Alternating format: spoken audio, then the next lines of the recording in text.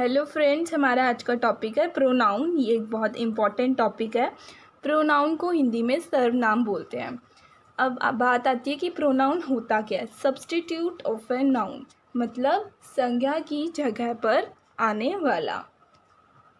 अगर आपने नाउन की वीडियो लेक्चर नहीं देखा है तो ज़रूर देखें, उसके बिना प्रोनाउन समझ नहीं आएगा। अब आगे हम प्रोनाउन को एग्जाम्पल्स के थ्रू समझने की कोशिश करते हैं। अब मैंने यहाँ पे हिंदी में एग्जाम्पल लिया है ताकि आपको अच्छे से समझ आए। मीना अच्छी लड़की है, मीना मेरी दोस्त है, मीना के पिताजी एक अच्छे आदमी हैं। अब इन लाइंस में मैंने बार बार मीना शब्द का प्रयोग किया है। हम मीना शब्द के बिना भी इस सेंटेंस को बना सकते हैं, जिससे ये भी पता चल जाएगा कि मीना की बात कर रहे हैं और सेंटेंस की सेंस पर भी कोई फ़र्क नहीं पड़ेगा। अब मीना की जगह मैं ऐसे भी तो लिख सकती हूँ, मीना अच्छी लड़की है, वह मेरी दोस्त है, उसके पिताजी एक अच्छे आदमी हैं। अब मैंने ये वर्ड्स को चेंज कर दिया, सिर्फ एक बार मीना लिखा और उसके बाद दूसरे मीना की जगह वह और तीसरे की जगह उसके। अब मैंने वर्ड्स को चेंज कर दिया पर सेंटेंस की सेंस नहीं बदली। तो जब हम ऐसे वर्ड्स को यूज़ करते हैं तो उसे प्रोनाउन बोलते हैं। तो मैंने इसको यहाँ पे लिख भी दिया है। मीना अच्छी लड़की है, मीना मेरी दोस्त है, इसका मैंने किया मीना की जगह वह का उपयोग किया है, मेरी दोस्त है। मीना के पिताजी एक अच्छे आदमी हैं, यहाँ पे मीना की जगह मैंने उसके इस्तेमाल किया है। अब मैंने इसको इंग्लिश में भी लिख दिया। Meena is a good girl, Meena अच्छी लड़की है। शी इज़ माई फ्रेंड, वह मेरी दोस्त है। शी का यूज़ किया मैंने। Her father is a good person, उसके पिताजी एक अच्छे आदमी हैं। तो अब तक आपको प्रोनाउन का मतलब समझ आ गया होगा। उसकी प्रॉपर डेफिनेशन होती है। अब pronoun is a word used in place of noun. Noun की जगह पे प्रोनाउन का यूज़ किया जाता है। अगर आपने नाउन का वीडियो लेक्चर नहीं देखा है तो उसे ज़रूर देखें। मीनिंग के बाद प्रोनाउन की टाइप्स स्टार्ट करते हैं। टाइप्स ऑफ प्रोनाउन में सबसे पहले है पर्सनल प्रोनाउन। पर्सनल प्रोनाउन क्या होता है?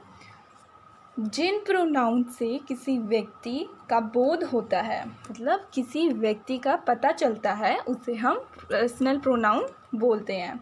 पर्सनल प्रोनाउन में क्या क्या एग्जाम्पल्स हो सकते हैं, जैसे I, you, he, she, they, etcetera. ये हम पर्सनल प्रोनाउन में यूज़ करते हैं। अब बात करते हैं फर्स्ट पर्सन, सेकंड पर्सन और थर्ड पर्सन की। फर्स्ट पर्सन कौन होता है? बात करने वाला, जैसे आई मतलब मैं, वी मतलब हम। सेकंड पर्सन कौन होता है? बात सुनने वाला, जैसे कि यू तुम। थर्ड पर्सन कौन होता है? जिसके बारे में बात हो रही है, जैसे ही, शी, दे। ये थर्ड पर्सन में आते हैं। अब यू जो है, सिंगुलर में भी यू आता है और प्लूरल में भी यू आता है। अब हम सिंगुलर और प्लूरल की बात कर लेते हैं। तो जो आई है वो सिंगुलर है, जो वी है वो प्लूरल है। यू सिंगुलर भी है और प्लूरल भी है। ही जो है सिंगुलर है, शी जो है वो भी सिंगुलर है, पर जो दे है वो प्लूरल है। और एक और एग्जाम्पल होता है सिंगुलर में, वो होता है इट। इट भी हमारा सिंगुलर है। तो जो सर्कल वाले हैं वो सारे सिंगुलर हैं और जिन पे मैंने स्टार मार्क किया है वो प्लूरल हैं। अब मैं आपको इनको लिख के दिखा देती हूँ एक बार। तो सिंगुलर क्या है? I, you, he, she, it. I first person है, you second, he, she, it third person है। प्लूरल में क्या है? We, you, they. We first person है, यू सेकंड पर्सन है और दे थर्ड पर्सन है। याद रखना, यू जो होता है वो सेकंड पर्सन होता है और यू सिंगुलर भी होता है, प्लूरल भी होता है। अब पर्सनल प्रोनाउन में आगे तीन टाइप्स होती हैं। एक होता है सब्जेक्टिव प्रोनाउन,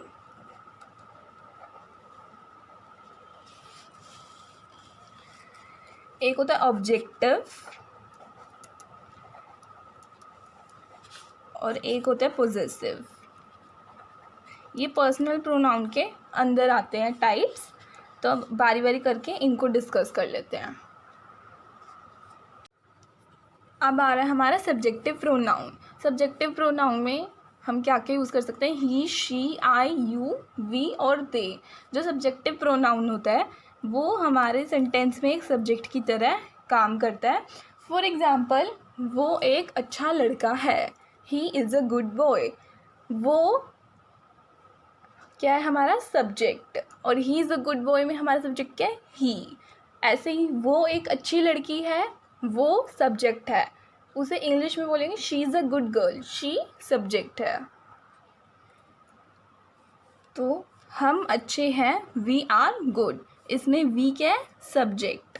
तुम अच्छे हो, यू आर गुड, इसमें यू क्या है? सब्जेक्ट। मैं अच्छा हूँ, आई एम गुड, इसमें आई क्या है? सब्जेक्ट। वे अच्छे हैं, दे आर गुड। अब ध्यान देने वाली बात है, आई एम गुड, मैं अच्छा हूँ, इसमें क्या है? सिर्फ एक ही बंदा है। दे आर गुड, वे अच्छे हैं, इसमें दो या दो से ज़्यादा जब लोग होते हैं तो उसकी सबके नाम लिखने की बजाय हम कोई ऐसा वर्ड यूज़ कर लेते हैं जिससे हमारे सेंटेंस की सेंस भी ना बदले और वो आसान भी हो जाए, और उस वर्ड को हम प्रोनाउन बोलते हैं।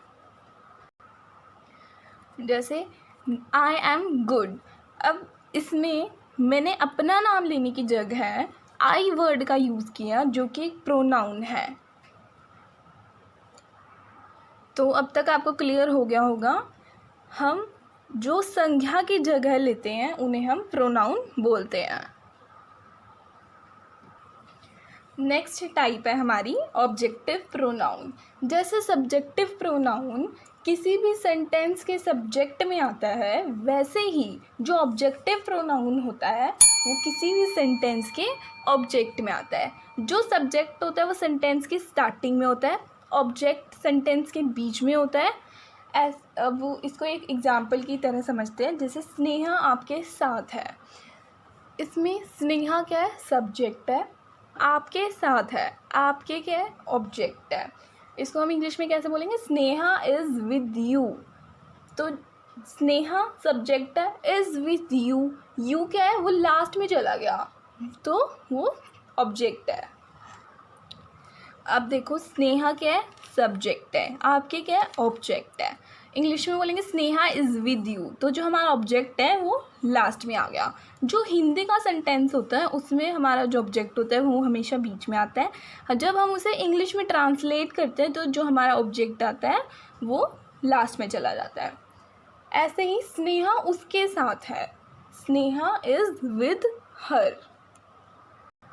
अब इसमें देखो, स्नेहा उसके साथ है, उसके क्या है? ऑब्जेक्ट है, जो कि हिंदी में बीच में आ रहा है। जब हम उसे इंग्लिश में ट्रांसलेट कर रहे हैं स्नेहा इज़ विद हर, ये ऑब्जेक्ट क्या है? लास्ट में आ गया।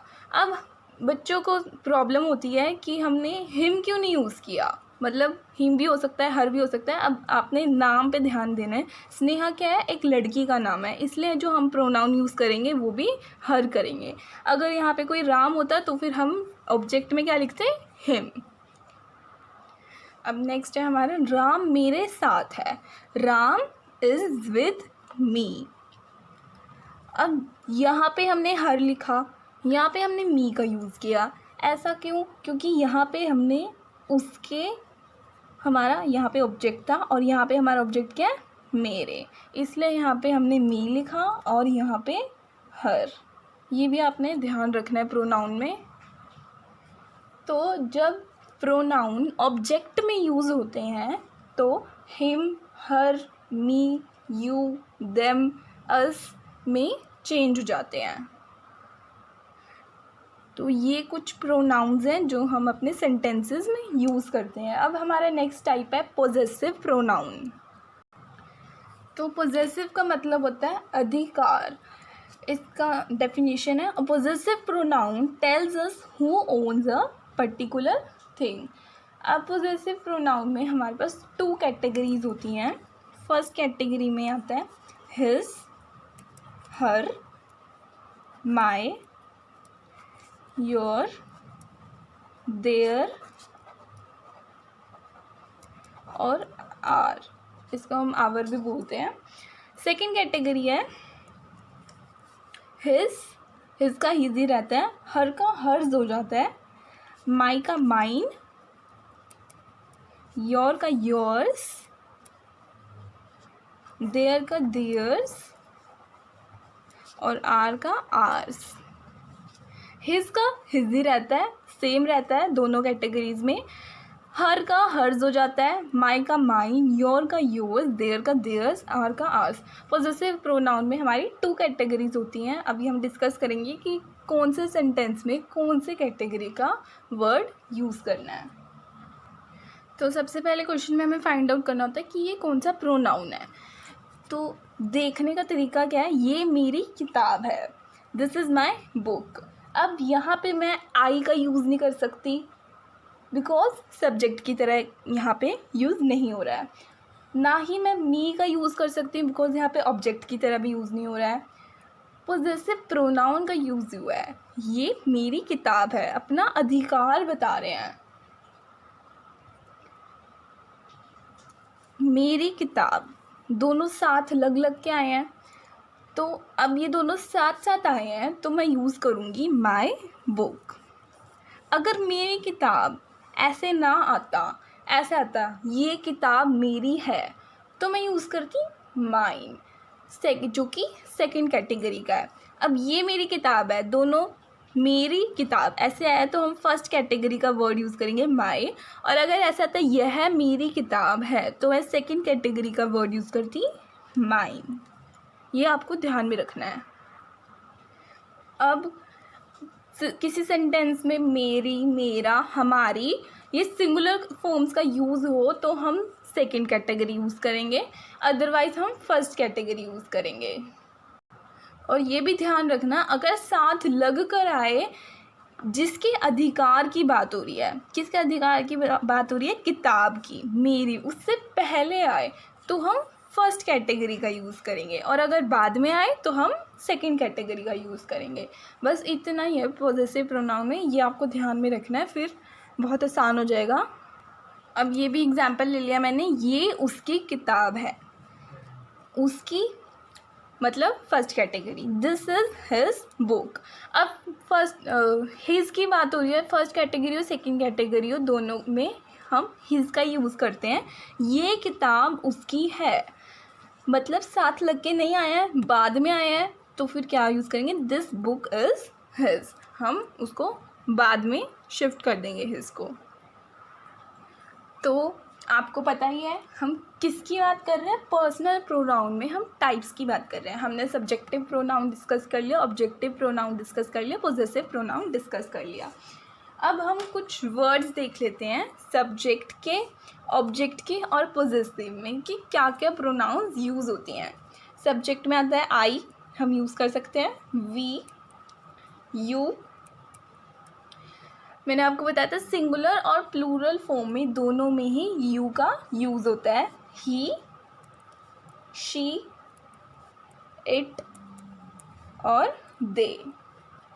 ऑब्जेक्ट में आता है मी, अस, यू। याद रखना यू का सिंगुलर और प्लूरल फॉर्म दोनों में ही यू का यूज़ होता है।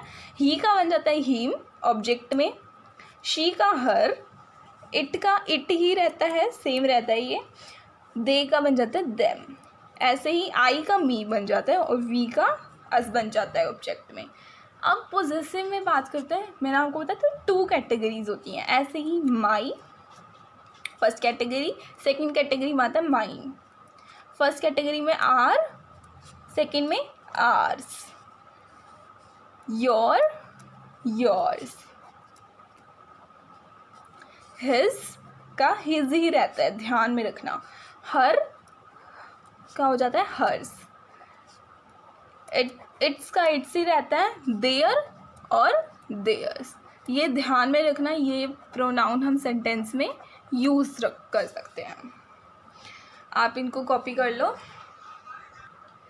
अब एक ज़रूरी बात, जो सेकंड पॉजेसिव प्रोनाउन में जो सेकंड कैटेगरी के होते हैं, mine, ours, yours, hers, theirs, इनके बाद नाउन का यूज़ नहीं होता, ये आपने ध्यान में रखना है। अब नेक्स्ट जो हमारा टाइप है वो है इंटेरोगेटिव प्रोनाउंस, मतलब प्रश्नवाचक सर्वनाम। जिन प्रोनाउंस प्रश्न पूछने का कार्य करते हैं उन्हें इंटेरोगेटिव प्रोनाउंस कहते हैं। For example who, whose, whom, which, what, इन प्रोनाउंस का हम सेंटेंस में यूज़ कर सकते हैं। जो हु, हुज और whom होता है, ध्यान से सुनो, जो हु, हुज और whom होता है ये पर्सन्स के लिए यूज़ होता है। ऐसे ही जो what होता है वो थिंग्स के लिए यूज़ होता है, और जो which होता है वो पर्सन्स और थिंग्स दोनों के लिए यूज़ होता है। जो which प्रोनाउन है वो हमेशा सिलेक्शन के लिए यूज़ होता है, कि तुम्हें जैसे विच इज़ योर फेवरेट कलर, तुम्हारा फेवरेट रंग कौन सा है, तो आप समझ रहे हैं विच जो वर्ड है वो हमेशा सिलेक्शन के लिए यूज़ होता है। तो जो हु का यूज़ होता है वो हमेशा सब्जेक्ट की तरह होता है, जो हु का यूज़ होता है वो हमेशा ऑब्जेक्ट की तरह होता है, और जो हुज होता है, ये रहा, जो हुज होता है उसका हमेशा पोजेसिव फॉर्म में यूज़ होता है, मतलब first category, second category. What और विच का जो यूज़ होता है, व्हाट और विच का जो यूज़ होता है वो हमेशा सब्जेक्ट और ऑब्जेक्ट दोनों की तरह यूज़ होता है। अब हम एक एग्जाम्पल ले लेते हैं, who wrote this poem. Who क्या है, subject. Next, which is your pen. Which is your pen मतलब सिलेक्शन की तरह हम विच को यूज़ कर रहे हैं। तो हु क्या है, सब्जेक्ट, और विच किस लिए यूज़ हो रहा है, फॉर सिलेक्शन। तो इंटेरोगेटिव प्रोनाउन में बस इतना ही था, ये बहुत सिंपल टाइप है। हमारे नेक्स्ट टाइप है रिलेटिव प्रोनाउन, मतलब संबंधवाचक सर्वनाम। तो रिलेटिव प्रोनाउन किसे बोलते हैं, उस प्रोनाउन को जो टू सेंटेंसेस को जोड़ता है, मतलब रिलेट करता है, और जिससे पहले नाउन का यूज़ होता है, और उन दोनों सेंटेंसेस के बीच में संबंध का प्रकट करता है, जैसे रिलेशन का यूज़ करता है, उसे रिलेटिव प्रोनाउन कहते हैं। जैसे who, whose, whom, that, which, ये एक तरह से इंटेरोगेटिव प्रोनाउन की तरह ही है। हु, हुज, whom, that और which।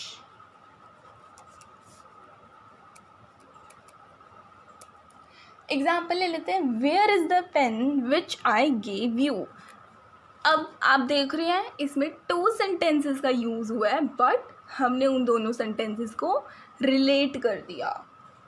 जैसे where is the pen, pen कहाँ है, विच आई गेव यू, जो मैंने तुम्हें दिया था। तो जो विच है, जो दोनों सेंटेंसेस को लिंक कर रहा है, वो विच क्या है, प्रोनाउन है। इसे हम रिलेटिव प्रोनाउन बोलते हैं। अब आपको फाइंड आउट करना आ जाए कि कौन सा प्रोनाउन है। इंटेरोगेटिव प्रोनाउन में तो सिर्फ एक सिंगल सेंटेंस होता है, बट रिलेटिव प्रोनाउन में टू सेंटेंसेस होता है, और उन टू सेंटेंसेस को लिंक करने के लिए हम एक प्रोनाउन का यूज़ करते हैं, और जिस प्रोनाउन को यूज़ करते हैं उसे हम रिलेटिव प्रोनाउन बोलते हैं। नेक्स्ट एग्जाम्पल है, tell me the name of a girl whom you want to marry। अब इसमें whom क्या है, रिलेटिव प्रोनाउन, बिकॉज ये टू सेंटेंसेस को लिंक कर रहा है। मुझे उस लड़की का नाम बताओ जिससे तुम शादी करना चाहते हो। Tell me the name of a girl, ये हमारा फर्स्ट सेंटेंस है। You want to marry, sentence है। अब इन दोनों सेंटेंसेस को लिंक कौन सा प्रोनाउन कर रहा है, whom। तो ये कौन सा प्रोनाउन हो, रिलेटिव प्रोनाउन।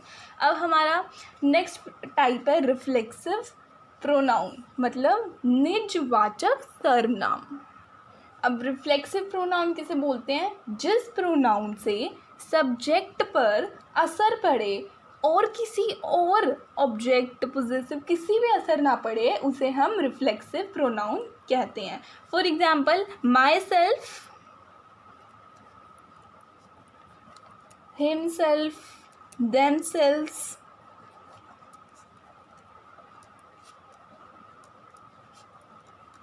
ये सब क्या हमारे रिफ्लेक्सिव प्रोनाउन।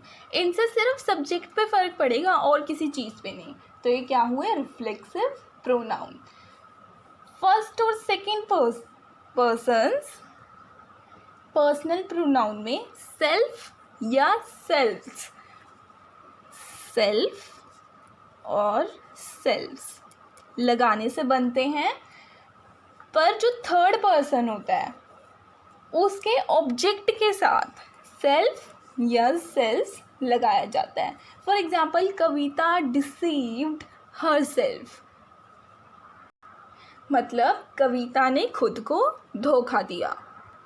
इसमें एक और एग्जाम्पल ले सकते हैं, the boys hid themselves, boys ने, लड़कों ने खुद को छुपा लिया। अब आई होप आपको रिफ्लेक्सिव प्रोनाउन अच्छे से समझ आ गया होगा। जो प्रोनाउन सब्जेक्ट पर, सिर्फ सब्जेक्ट पर असर डाले उसे हम रिफ्लेक्सिव प्रोनाउन बोलते हैं। अब हमारा नेक्स्ट टाइप है डेमोन्स्ट्रेटिव प्रोनाउन, मतलब संकेतवाचक सर्वनाम। डेमोन्स्ट्रेटिव प्रोनाउन क्या होता है? जो प्रोनाउन किसी नाउन की ओर इशारा करे उसे हम डेमोन्स्ट्रेटिव प्रोनाउन बोलते हैं। इसमें हम कौन कौन से प्रोनाउंस सेंटेंसेस में यूज़ कर सकते हैं? दिस, दैट, दीज, दोज, इन सबको हम सेंटेंसेस में यूज़ कर सकते हैं। For example this is my pen, यह मेरा पेन है। दिस क्या है? Demonstrative pronoun. Those are girls, वो लड़कियां हैं, तो दोज क्या है? Demonstrative pronoun. तो आज की वीडियो में इतना ही। आज हमने क्या डिस्कस किया? प्रोनाउन का मीनिंग और उसके टाइप्स। अगर आपको कोई प्रॉब्लम हो तो आप कमेंट बॉक्स में अपनी क्वेरी छोड़ सकते हैं and I will definitely reply to it. और अगर अभी तक आपने हमारे चैनल को सब्सक्राइब नहीं किया है तो सब्सक्राइब कर दीजिए और साथ में लगे बेल आइकन को प्रेस कर दीजिए ताकि आप हमारी लेटेस्ट वीडियोस देख सकें। Thank you.